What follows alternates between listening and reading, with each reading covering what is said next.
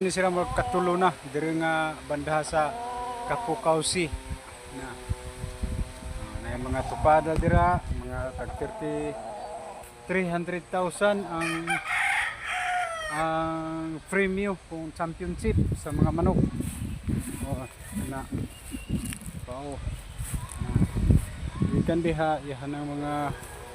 mga farm ikan diha na mga manukan kana kani murag pula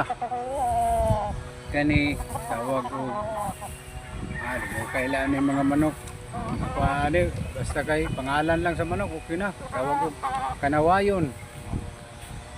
sa papat bulanting kani white yung bata-bata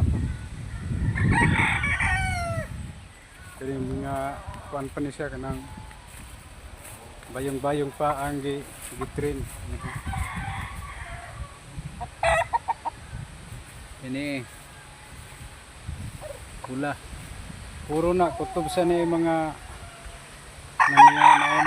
kuan sa ni mga tin gagmay. So na mga manok dira kita padaha. So diha lugar mga kuan na siya diha. Mga kuanan sa mga manok. So dili lang ni ato to sa loyo dirita bandaha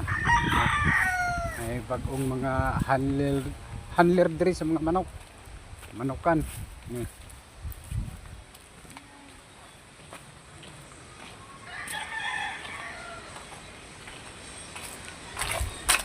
para